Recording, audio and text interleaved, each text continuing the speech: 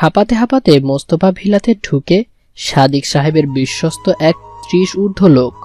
নাইমের চোখের আড়ালে পালিয়ে এসেছে সে। কপালে ভাঁজ স্পষ্ট হয় সাদিক সাহেবের। ত্রাসিত হয়েছেন নাকি বিরক্ত বোধগম্য হলো না। কি বলতে চাচ্ছিস? হয়েছে কি সোজাসুজি বল না।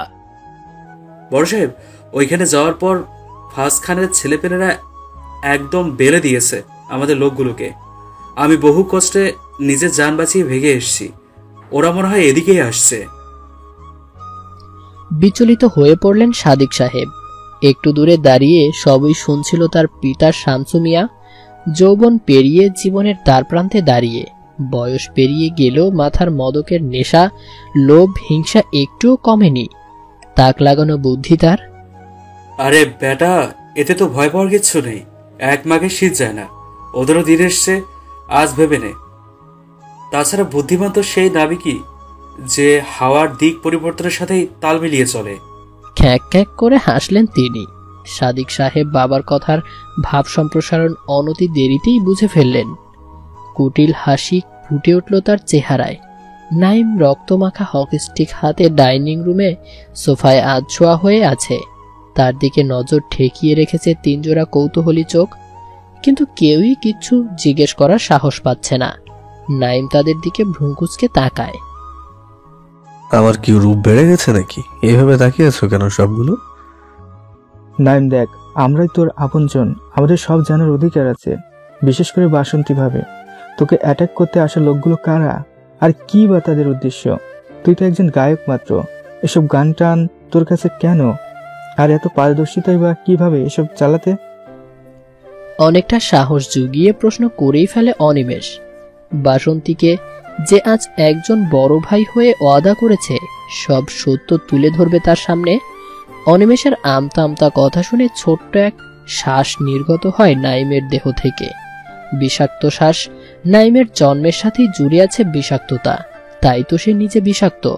তার সাথে জুড়ে থাকা প্রতিটি সম্পর্ক সহ সবকিছুই বিষাক্ত।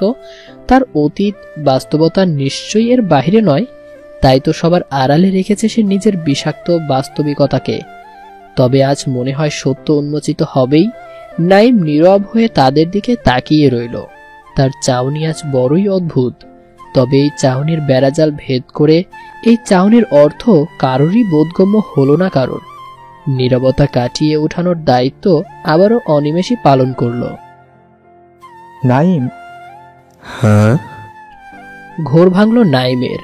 চোখ নাইমিয়ে কিছু একটা ভেবে পুনরায় গাম্ভীর্যপূর্ণ দৃষ্টিতে তাকালো 3 জোড়া জিজ্ঞাসু আঁখির দিকে। আমি ঘুরিয়ে পেঁচিয়ে কথা বলবো না, কারণ তোমাদের কাছে লুকোনোর কিছুই নেই।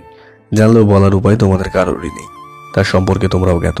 আমি ভদ্র সমাজে গায়ক, অভদ্র সমাজে রাজনীতিবিদের সাথে মাফিয়াও বলা যায়। বড় বড় গুন্ডা আমার হাতের মুঠোয় থাকে। লোকালয়ের আড়ালে বিশিষ্ট রাজনীতিবিদ মোস্তফা সাহেবের নাতি তার পার্টির চেয়ারপারসন নাহিবা খানের বাবা। নাইমের বাস্তবতার উন্মোচনটা যেন একটু বেশি স্বাভাবিকতার সহিত হলো। বাংলা সিনেমা বা হিন্দি নাটকের মতন বিদ্যুৎ চমকালো না, গম্ভীরতার সুর ধরা মিউজিক বাজলো না। সকলে বিস্মিত হলো, স্তব্ধ হলো, তবুও যেন কিছুই হলো না। হয়েছে তো এবার। অনিমেষ, আমার এক জায়গায় যেতে হবে। আমি যতক্ষণ না আসি ততক্ষণ সবার খেয়াল রাখিস। আর কোনো বিপদের আভাস পাওয়া মাত্রই আমাকে কল দিবি। অত্যন্ত খাপছাড়া ভঙ্গি নাইমের, অথবা খামখেয়ালির আড়ালের অনুভূতি লুকানোর চেষ্টা। অনিমেষ নিজেকে সামলে শুধায়, তুই তো বললি না এই লোকগুলো কারা? নুসরাত মোস্তফার সাবেক প্রেমিক, তার সৎ ফুপির ছেলে। ধরতে গেলে আমার দুঃসম্পর্কের মামা। স্পষ্টতার সাথে কথাটা বলে হনহন করে বেরিয়ে গেল নাইম। এদিকে সবাই যেন ভাষা হারিয়ে ফেলেছে। যা জানা ছিল তাও অগোছালো হয়ে গেল। আর বাসন্তী, সে তো বাক্যহারা। এতটা শঙ্কিত, কঠিন, জটিল জীবন তো তার কাঙ্ক্ষিত নয়। সে তো আর কিছু চায়নি আল্লাহর কাছে। কম অর্থে হলেও প্রিয় মানুষের বুকে দুবেলা খাবার খেয়ে সাধারণ জীবনযাপন করতে চেয়েছে। নাইম লোকজন নিয়ে মোস্তফা ভিলার উদ্দেশ্যে রওনা দিয়েছে। তার চোখে মুখে ক্রূরতা ছেয়ে আছে। জীবনের কত সময় সে ব্যয় করেছে এই মুহূর্তটি পাওয়ার জন্য তা একমাত্র আল্লাহ আর সে জানে। গাড়ি নির্ধারিত স্থানে এসে থামল। নাইম তার লোকদের নিয়ে এগিয়ে গেল মোস্তফা ভিলার দিকে। কিন্তু ভেতরে ঢুকতেই একই অবস্থা, সারা বাড়ি জুড়ে শূন্যতা। What the hell? সাদিকের বাচ্চা কই গেল? আক্রোশে ফেটে পড়েছে নাইমের কণ্ঠ। তার সাথের লোকগুলো ভয়ে কম্পিত হচ্ছে। তোরা দাঁড়িয়ে আছিস কেন? পুরো বাসা চেক কর, বাগান গ্যারেজ কেন, কোনো আনাচে কানাচে যেন বাদ রাখবি না। নাইমের ধমকে উঠতে দেরি, কারো আদেশ পালনে। মোস্তফা ভিলার প্রতিটি কোণা পর্যবেক্ষণ করা হলো, তারপরও একটা কাকপক্ষীরও সাক্ষাৎ মিলল না। সবাই অসহায় মুখ নিয়ে নাইমের সামনে এসে দাঁড়ালো। নাইম ব্যর্থতার ক্রোধে লাথি মারে বৈঠক ঘরে থাকা টেবিলে ছিটকে পড়ে যায় টেবিলে বিদ্যমান সকল কিছু। কিন্তু নাইমের দৃষ্টি আকর্ষণ করে ছোট্ট একটা কাগজের টুকরো। সে এগিয়ে যেয়ে হাতে তুলে নেয়। পড়তে থাকে কাগজের উপর লেখা বাক্যটি। আজ তোমার বর্ষা, তুমিই বর্ষণ হো চার ধারে। বেঁচে যেহেতু আছি, কাল যে আমার বর্ষণ হবে না তার নিশ্চয়তা নেই। তাই এটুকু জয় করেই আবার আনন্দ উদযাপন করো না ভাগিনে। পরে মাথায় দাউ দাউ করে জ্বলে ওঠে ক্রোধের আগুন। চেঁচিয়ে উঠে তীব্র রাগে, সাদিকের বাচ্চা, তোর একবার খালি হাতে পাই, জাহান্নামের স্বাদ সম্ভব হলে তোকে মৃত্যুর চেয়েও তিক্ত স্বাদ আমি দেবো এই পৃথিবীতে। নাইম বাড়ি ফিরে কোনো দিকে না তাকিয়ে বেডরুমে চলে যায়। রাগ কিছুটা শান্ত হলেও একদম মাটিতে মেশেনি। তার উপর সারা গা ঘামে ভিজে স্যাঁতস্যাঁতে হয়ে আছে। গা ঘিন ঘিন করছে তার। দরজা লক করে তাড়াতাড়ি শার্টটা খুলে প্যান্টের বাটনে হাত দিবে, তখনই ফোন আপন সুরে বেজে উঠেছে। বেশ বিরক্ত বোধ করে যুবক। হাতে নিয়ে দেখে পরবর্তী গানের প্রযোজকের কল। আর কি অনিচ্ছা সত্ত্বেও তুলতে হয়। আসসালামু আলাইকুম স্যার, কেমন আছেন? কথাতে মাধুর্য বজায় আছে নাইমের। আমি তো ভালোই। তুমি নাকি প্রজেক্ট পোস্টপোন করতে বলছো, কি সমস্যা হলো আবার? আপনি তো জানেনই কতটা হ্যাকটিক কেটেছে আমার লাস্ট কিছু সময়। প্রথমে শাবনামের কেস, তারপর মিস ললিতা, তারপর মিডিয়ার সাহায্য দুমদাম করার প্রচেষ্টা। আমি কিছুটা সময় কাটাতে চাচ্ছিলাম, ঝড় ঝামেলা ছাড়া বাইরে ঘুরতে এসে। থাক থাক বাবা, বুঝেছি আমি। ট্রিপে গেছো আগে বলবে না? তুমি তোমার মতো ট্রিপ এনজয় করো। হ্যাঁ, আমি রাখলাম। ঠিক আছে স্যার। কলটা ডিসকানেক্ট করে বিরক্তি মাখা এক নিঃশ্বাস ছাড়ে নাইম। চোখ উঠিয়ে বারান্দায় দরজায় বাসন্তীকে দাঁড়িয়ে চোখ গোল গোল করে দেখছে তাকে। কি হলো, জীবনে তো দেখা নাই আমার খালি গায়ে, নাকি প্যান্ট খোলার অপেক্ষা আছে? কোনটা? চটজলদি চোখ সরিয়ে নেয় বাসন্তী। বারান্দায় ঢুকে পড়ে সে। মূলত বিভিন্ন অনুভূতিময় ভাবনার অথৈ সাগরে ডুবেছিল সে বারান্দায় দাঁড়িয়ে। দরজা আটকানোর শব্দে এখানে আসে। আর নাইমকে এত কঠিন ও জটিল মুহূর্তেও একাধারে মিথ্যা বলতে দেখেই বিস্মিত হয় সে। হাহান মনেই ভাবে, লোকটা আস্ত শয়তান, না হলে এত সম্ভব? যত সব। বাসন্তীকে যেতে দেখে রাগের সাথে বিড়বিড়ায় নাইম। তারপর ব্যস্ত হয়ে পরনের পোশাক ছেড়ে ঘরে পরার পোশাক পরতে থাকে। রাত প্রায় 9টা। খাওয়ার টেবিলে বসে খাবার খাচ্ছে সবাই। বাসন্তীর মনে হচ্ছে সে কোনো রাজপ্রাসাদে এসেছে। কি রাজকীয় সকল বাসন, স্বর্ণের পানি জড়ানো মনে হচ্ছে। আবার কি রাজার ভোজন, গরুর গোস্তের কোফতা, মুরগির ভুনা, ইলিশ মাছ ভাজা, চিংড়ি মাছের মালাইকারি, পায়েস ও রসমালাই। এত সব খাবার দেখেও বাসন্তী খেতে পারল না। তার গলা যেন সংকুচিত হয়ে খাবার নামতে দিচ্ছে না। কত ধরনের অনুভূতি বোধ হচ্ছে। মনে পড়ছে নানুর বাড়িতে ভালো রান্না হলে একটুখানি সে দিলেও এটো খাবার ছাড়া আর কিছুই ভাগে পড়তো না তার। সবচেয়ে বেশি দম আটকে আসছে নাহিবার জন্য। দুধের শিশু দূরে রাখলে কি আর মায়ের মন মানে? সে শুনেছে আড়াল থেকে নাইমের শত্রুরা নাকি বাড়ি ছেড়ে পালিয়েছে। সেই কথার রেশ ধরেই এক আবেদন করে বসলো সে। বলছিলাম কি, আমরা যখন এখানে আছি আর আপনার শত্রুরাও তো পালিয়েছে, তাহলে নাহিবাকে কি এখানে নিয়ে আসতে পারেন না? এই বয়সী শিশুদের জন্য মায়ের দুধই তো সব। দুধের শিশু কিভাবে? হ্যাঁ, খুব দ্রুতই ও বাড়ি এসে পড়বে। তবে ভুলেও যেন 1 থেকে 2 কান না হয় যে নাহি বাবার মেয়ে। শুনতে পেরেছ? শেষ প্রশ্নটা ধমক দিয়েই বলে নাইম। বাসন্তী সহ সবুজ শাড়ি পরিহিতা মেয়েগুলো কেঁপে ওঠে ভয়ে। ছোটবাবু, আমাদের 14 জন্ম আপনার বাড়িতে কাজ করেছে। নুন খেয়েছি আমরা এই বাড়ির। বেইমানি করব না, ভুল বুঝবেন না আমাদের। একজন অল্প বয়স্কা নারী ভয়ে ভয়ে বলে। নাইম ভ্রুক্ষেপ করে না, চুপচাপ খাবার খেতে থাকে। খাওয়া শেষ, সবাই ধীরে ধীরে উঠে চলে যায়। হাত ধুয়ে নাইম মোবাইল নিয়ে সোফাতে বসে। অনিমেষও ধপ করে এসে তার পাশে বসে। তার দৃষ্টি নাইমের মাঝে আবদ্ধ। নাইম বিষয়টা বুঝতে পেরেও এড়াতে উঠে চলে যেতে প্রস্তুত হয়, কিন্তু উঠতে নিলেই অনিমেষ হাত ধরে আটকায়। জীবনের প্রতিটি কদমে যতদূর সম্ভব তার চেয়েও এগিয়ে যেয়ে তোর পাশে থাকার চেষ্টা করেছি, অথচ কত কিছু থেকে আমাকে আড়াল করেছিস তুই। এতটা অবিশ্বাস করিস আমাকে? এই বাচ্চামো বলিস না তো অনিমেষ, তুই নিজেও জানিস আমার জীবনের সব থেকে বিশ্বস্ত মানুষটা তুই, শুধুই তুই। তাহলে বলিসনি বা এখনো বলছিস না কেন? নিজের সত্য স্বীকার করলি, অথচ অনেক কিছুই আড়াল করে রেখেছিস।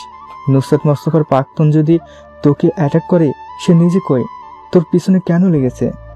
নাহিবা ভাবির কেন জীবনের ঝুঁকি? এসবের আধো আধো কথা বা শুধু তোর বাস্তবতা, গোটা জীবনের গোটা অতীত জানতে চাই আমি।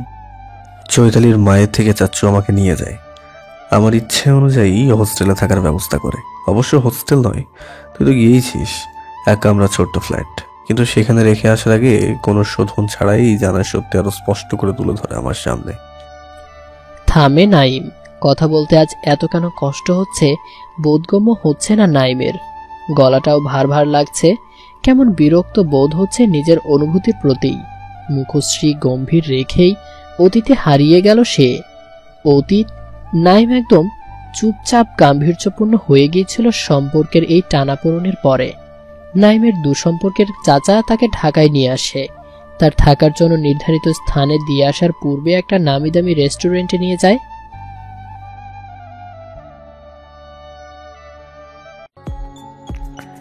চিকেন ফ্রাই আর সাব স্যান্ডউইচটা খুব ভালো এখানকার, খাবে? বিনয়ী বাণীতেও নাইমের কণ্ঠ শোনা যায় না। ছেলেটার এমন খামখেয়ালি আচরণ যে একদম অস্বাভাবিক নয় তা খুব করে জানা তার চাচার। সেও আর জোর দেয় না, বরং খাবার অর্ডার করে। তুমি কি জানো তোমার মায়ের সাথে আসা ওই লোকটাকে? প্রশ্ন ওঠে না তোমার মনে, যদি নুসরাত ভাবি যদি ওই লোকটাকে ভালোবাসতো তাহলে তোমার বাবাকে কেন বিয়ে করলে? জিজ্ঞাসু দৃষ্টিতে তাকায় জন্মদাত্রীর বেঁচে থাকাতে সরবরাহ হওয়া কিশোরটি। তোমার মা নুসরাত মোস্তফা হলেন খানদানি জমিদার বংশের মেয়ে। বিশিষ্ট রাজনীতিবিদ বনি মোস্তফা তার বাবা। বনি মোস্তফার বাবা, যে কিনা তোমার নানা বন্ধু ছিলেন, তিনি বিয়ের বাইরেও অবৈধ সম্পর্ক গড়েছিলেন এক যাত্রাপালা মেয়ের সাথে। সেই গড়ে জন্ম হয় তোমার নানা বনি মোস্তফার একমাত্র সৎ বোন বাতাসি। প্যাচের শুরুটা এখান থেকেই। বাতাসিকে ওই মেয়ে মুস্তফা বাড়িতে দিয়ে গেলে বনি মুস্তফার মায়ের মাথায় যেন আকাশ ভেঙে পড়ে। তার নিজ চোখে দেখেছিল তোমার নানা বনি মুস্তফা। সেই থেকে তার বাতাসির প্রতি তিক্ততা, তবে খারাপ আচরণ করেনি কখনো শোনা যায়। বন্ধ দরজার আড়ালে কি হতো কে জানে। যাগ্গে বাতাসিকে বিয়ে দেওয়া হয় মুস্তফা বাড়িরই এক কর্মচারী শামসুল মিয়ার সাথে। তিনি স্বভাবে ছিলেন লোভী, নজর ছিল বংশের সহায় সম্পত্তি আর পার্টির চেয়ারপারসনের কুর্সিটার দিকে। বনি মুস্তফা খুব ভালোভাবেই জ্ঞাত ছিলেন এ নিয়ে, তাই নিজের বাবাকে পটিয়ে সকল সম্পত্তি আগেই নিজের নামে করিয়ে নিয়েছিলেন। তাতে যেন আরও ক্ষুব্ধ হন শামসুর মিয়া। নিজের ছেলে সাদিক লেলিয়ে দেন নুসরাত মুস্তফার পেছনে। নুসরাত মুস্তফা প্রেমে পড়েন সৎফুফাতো ভাইয়ের, কিন্তু এ বিষয়টি এক কান দোকান হয়ে বনি মুস্তফার কানে যেতেই বাতাসি মুস্তফার বাসায় যেয়ে থাকে এবং শামসুর মিয়াকে জঘন্যভাবে অপমান করেন তিনি। তারপর তোমার মায়ের বিয়ে দেন তোর মায়ের দাদার মানে নানু ঠিক করা পাত্র তোমার বাবার সাথে। নুসরাত মুস্তফা বাঙালি নারী, বিয়ের পরই স্বামী সব এবং যুক্তিতেই সংসার করে যাচ্ছিলেন। সে ভালোই চলছিল সব কিছু, কিন্তু হঠাৎ করে ওনার কি হলো যে সাদিক কিভাবে তোমার মায়ের জীবনে ফিরে এলো জানি না। তবে তোমার নানা মুস্তফা সাহেব বেঁচে থাকলে সব ঠিক করে রাখতেন। তোমার বাবা খুব ভালোবাসতেন তোমার মাকে, এত বড় ধাক্কা সামলাতে পারেননি, তোমার কষ্ট লাগবে জেনে, কিন্তু তিনি তোমার অস্তিত্ব নিয়েও সন্দেহ পোষণ করতেন। এজন্যই তুমি তার জীবনের বিষ হয়ে গিয়েছিলে। কিন্তু মৃত্যুর আগের দিন তোমার ডিএনএ টেস্ট করেই ফেলেন, আর রিপোর্ট দেখে অনুতাপে আরও বেশি ড্রিঙ্ক করেন। এত চাপ নিতে না পেরে উনি নেই, ওনার দোষ আর নাই বলি। যাকগে, এবার সবাই তোমার জানা হলো। খান বংশের ছেলে তুমি, মুক্তিযোদ্ধার বংশধর, বিচারক বাড়ির ছেলে, মুস্তফা সাহেবের নাতি। তোমার এমন শিকারে ছোট্ট আঘাতে হরিণ বনে গেলে হবে না। এসব কিছু তোমার। তোমাকে সব কিছুর অধিকার নিতে হবে। সিংহের মতন বাঘের মতন গর্জনে কাঁপিয়ে রাখতে হবে সবাইকে। মনের মধ্যে কষ্ট পুষলে হবে না, কষ্টকে রাগ বানাও, রাগকে অগ্নি। সেই রুশানালে তোমার অপরাধে জ্বলসে দিতে হবে। তা তোমার করতে হবে। তুমি রাজা, এই হিংসা বনে রাজার পদবি তোমায় ঠিক রাখতে হবে ছেলে। ক্রোধানল আগে থেকে জ্বলছিল নাইমের হৃদয়ে। চাচার শেষের কথাগুলোতে অগ্নি যেন আরো তীব্রতর হলো।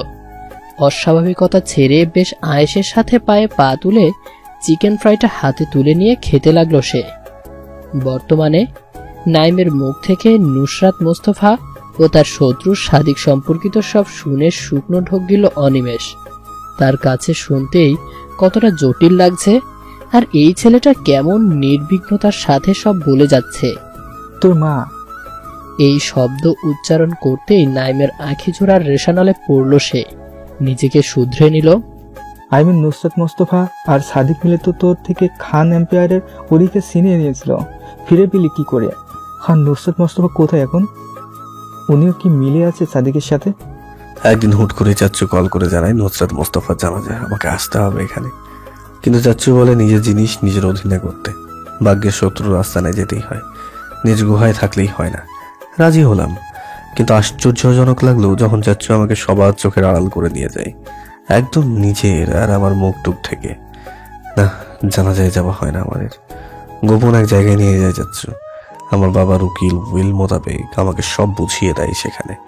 তারপর আসে বনি মোস্তফার বিশ্বস্ত লোক জামশেদ আলী আক্কেল এবং মোস্তফাদের পারিবারিক উকিল। উইলে এমন কিছু ছিল যা শোনার জন্য আমি মোটেও প্রস্তুত ছিলাম না, যা চাচ্চুর আমাকে আড়াল করার কারণটিও ব্যাখ্যা করে। কি? আমার নানা জানের উইল অনুযায়ী পুরো মোস্তফা বংশের সম্পত্তির মালিক তার একমাত্র নাতি ফাহিম ফজ খানের স্ত্রী হবে, মানে আমার স্ত্রী বাসন্তী। আর পার্টি চেয়ারপারসনের উত্তরাধিকারী হলো একমাত্র নাতি নাইম ফজ খানের সন্তান, মানে আমার মেয়ে নাহিবা। জামশেদ আঙ্কেল আমাদের বলেন, নুসরাতের মৃত্যুতে কোনো ঘাবড়া তো আছি বাবা।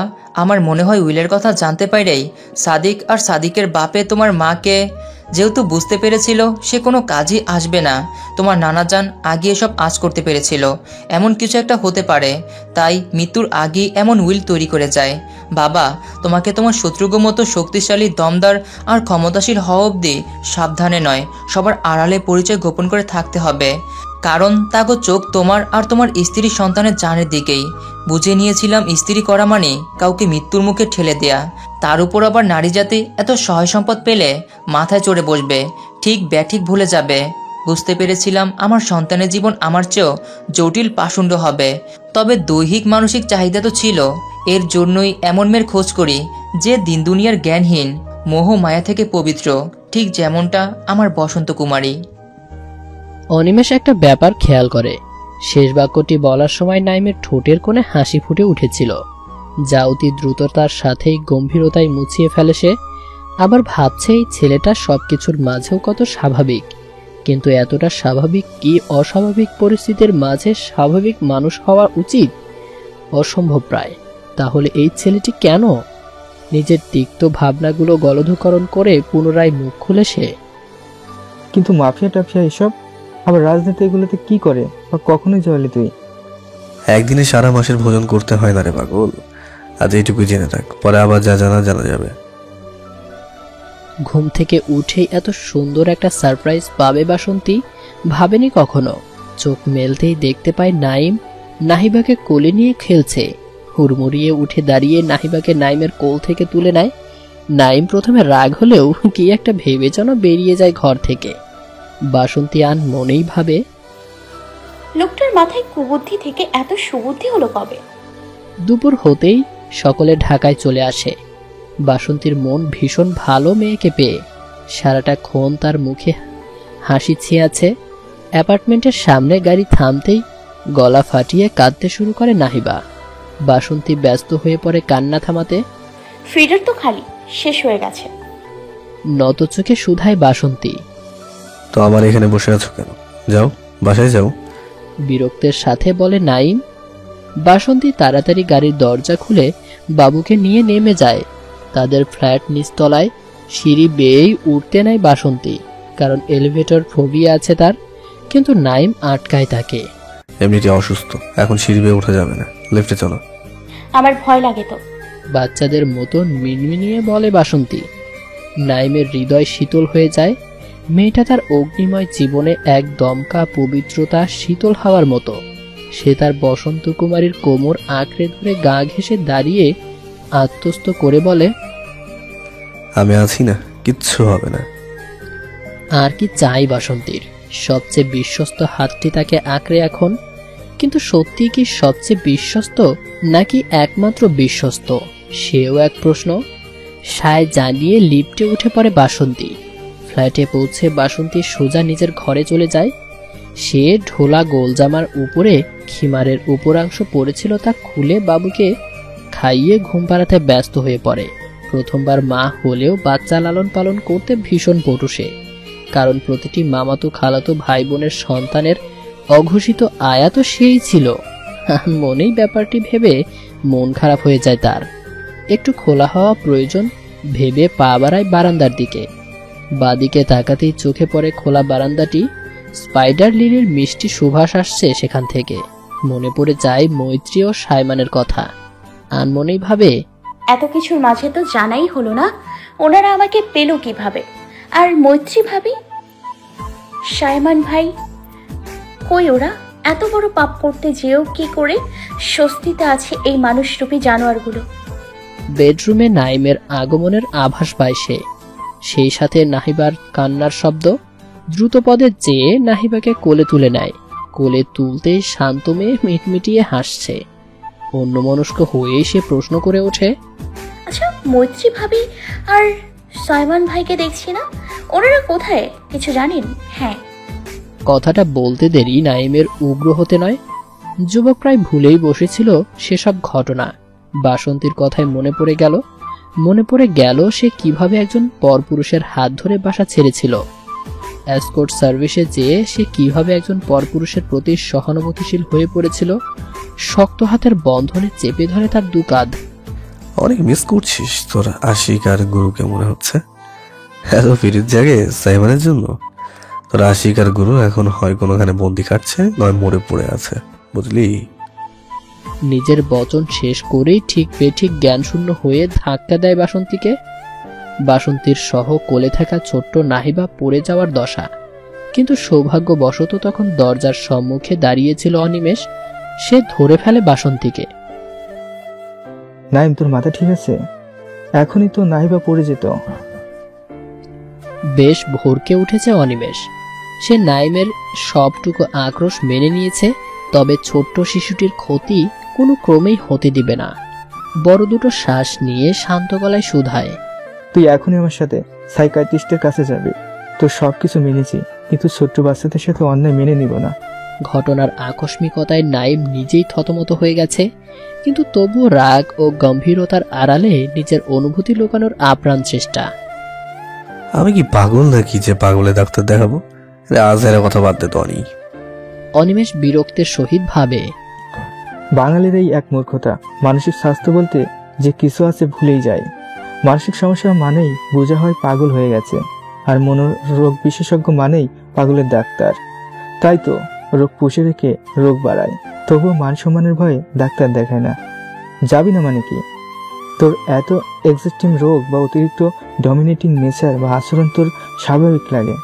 আমি কিছু শুনছি না, তুই আমার সাথে এখনই মিস্টার ভট্টাচার্যের কাছে যাবে। তেতে ওঠে নাইম। আমি যাবো না, তোর মন চাইলে তুই যা, আই এম টোটালি ফাইন।